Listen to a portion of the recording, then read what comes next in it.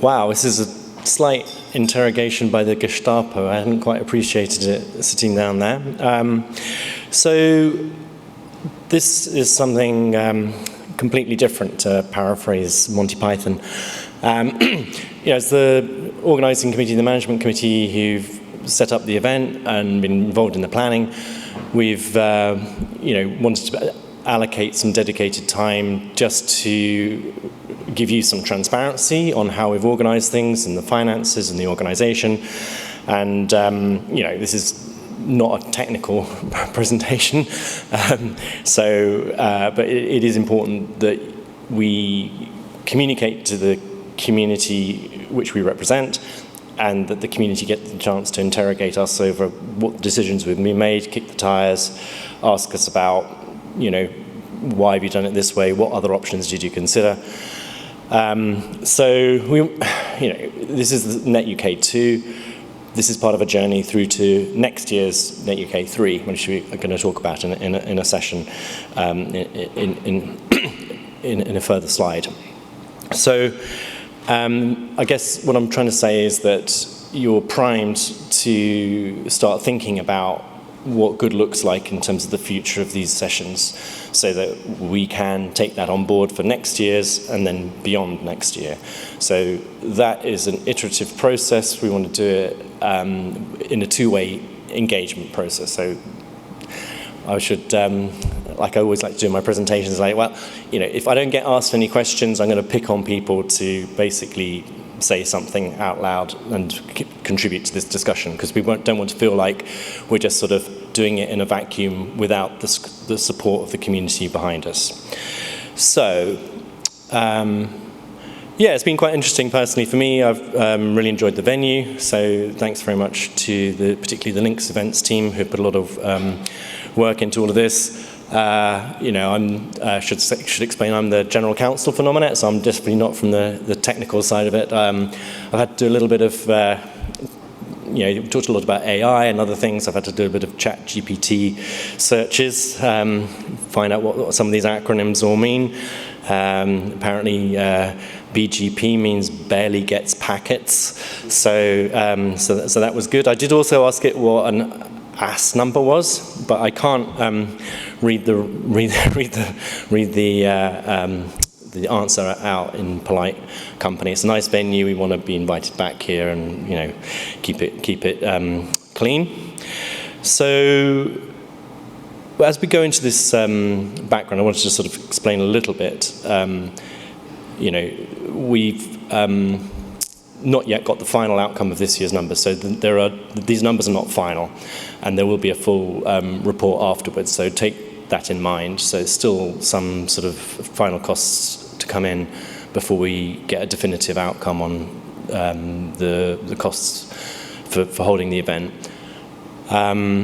So the other point, I think, just as a sort of an introductory comment before we go into the actual figures, what we're talking about are the sort of the hard costs, the invoices, the venue, the food, the sponsorship, etc. But that doesn't really give a representative picture of the whole event, because what isn't accounted for in the financial stuff is the volunteer time, which is contributed by everybody. And I think that's a much more material point. And I think it's easy to lose sight of it when we go into the sort of the black and white of the numbers, but actually it's the sort of soft support. It's the time that the organisations give to their staff on their payroll to contribute, to attend, to be part of the planning. So I would say on behalf of the three sort of kind of sort of core founding sponsors, which is Nominet, Links, Lonat, we do contribute substantial financial participation, but between us on the management committee, the Links event team have done a great job shortlisting a number of potential venues to have this, and then to secure the venue through a 2-year contract. So people have made a lot of time and actual cash investment, but also a lot of staff time doing the research, doing the shortlisting. This is not an easy job, and does take quite a lot of time and effort. You know, very grateful to Nominet for doing the website hosting and the ticketing. Very grateful to my colleagues at Nominet who've helped with some of the branding assets and the audio visuals and the pictures and other bits like that. So it's a kind of a team effort. So that's important, I think, to take into account.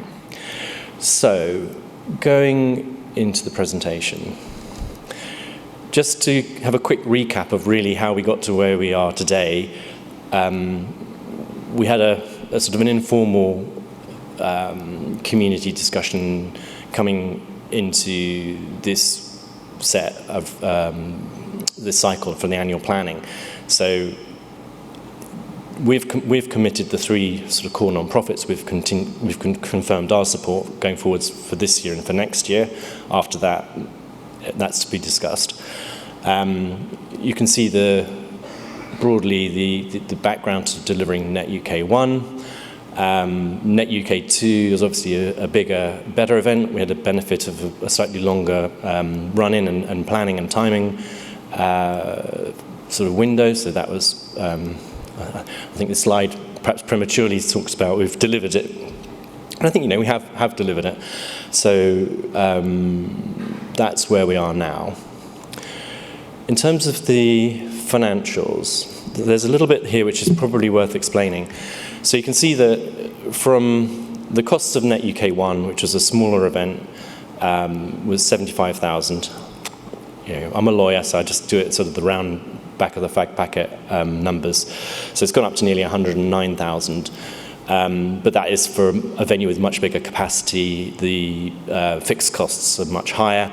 We did get a substantial discount because we've made the booking for this venue for 2 consecutive years, so we've got a bit of a discount for doing it in that way. You can see the marketing and merchandising expenses there. So yes, so the costs of the first event were just over 82,000, and this year's costs about 115,000. Like I said, those are not the final kind of battened down numbers, but that's the sort of broad numbers. It's going to be something similar to that. Now, when it comes to the income, you can see obviously the ticket price increased from last year and we've got more attendees, so that's the ticket revenue, but it's actually a very small part of the total income which is needed to fund the event.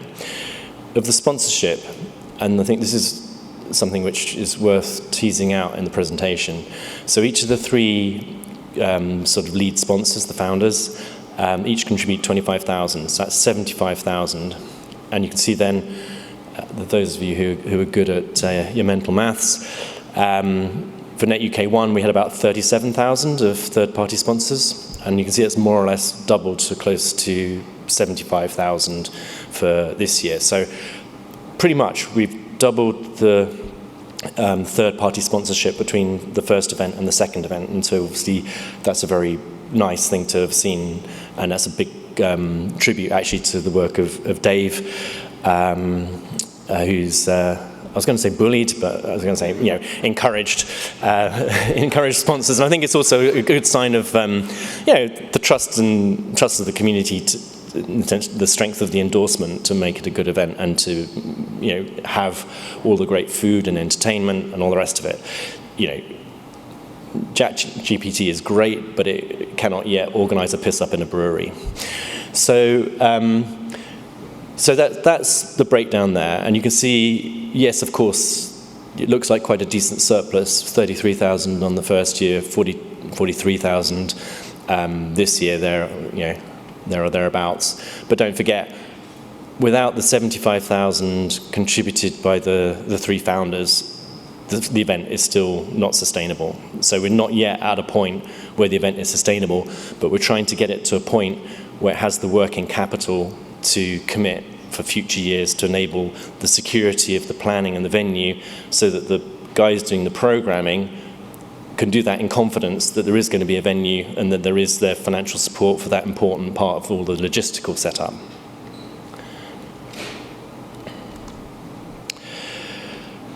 So, although it says there's a cash surplus, which broadly speaking is the sum of those 2 bottom numbers, We've actually already paid about 26 of that as the deposit for this event next year, so it's closer to 50 in terms of cash, and actually we need to pay this autumn another 26,000, so that's going to go down quite substantially. So although it looks healthy, we're already having to make commitments financially to make sure that this event is secure for next year. So just keep that in context.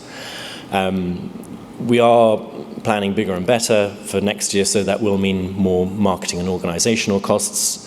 And next year is the third year, which is kind of the commitment that the three core founding sponsors made to give it 3 years, try to give it enough financial support that it gets traction in the community, has the momentum to carry forward, and importantly, has the working capital that it can make commitments for the future years in order to keep it sustainable and to give it some sort of secure base going forwards. Yeah, and like I said, the third-party sponsorship from the first year to the second year has doubled. I mean, it would be optimistic to double it again, but if it moves in that sort of direction, you can sort of see that it starts to become a sort of self-sustainable non-profit of its own right, which is, I think, the vision and aspiration of the three core founders. We don't want to feel that the place is totally dependent on our support. We want it to feel secure and sustainable on a community basis, not necessarily with our support, but we're there as the backstop if needed.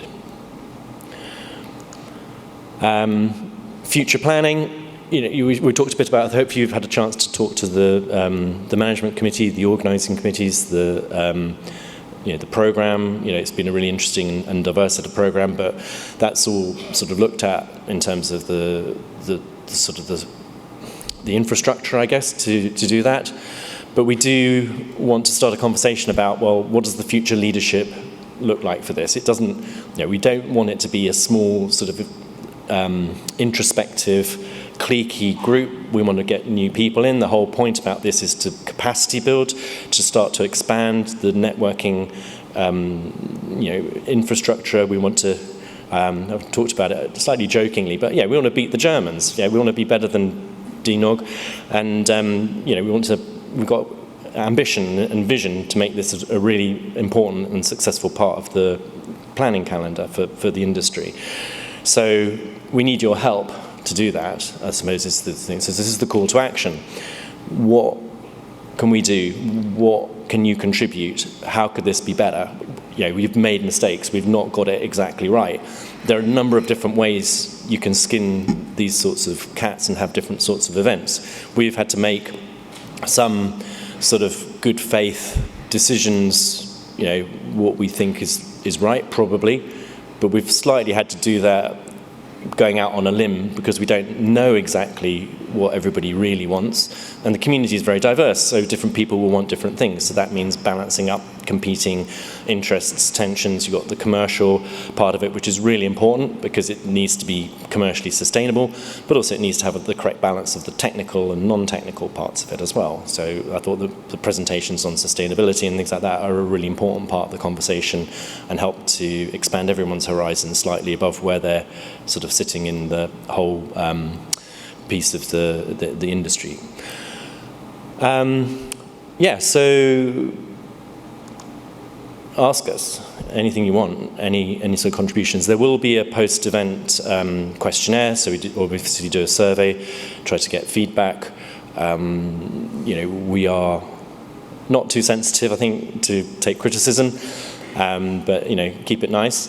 Ask us anything you want. If you've got any suggestions, I'll be doing things right, because obviously you tend to get most feedback when you've not done something right.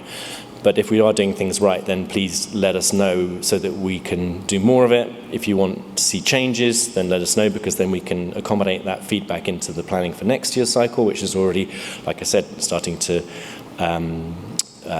take place and go underway already. There's the management committee. We look a bit younger before we started planning for these events, some of us. So yeah, it's hard work, right?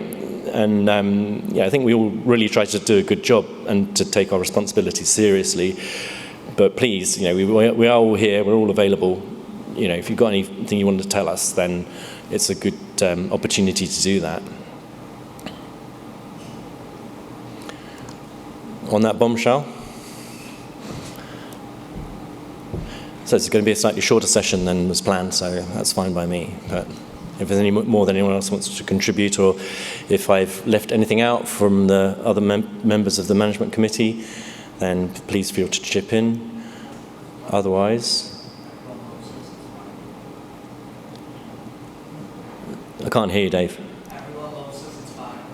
Apparently everyone loves us and it's all good.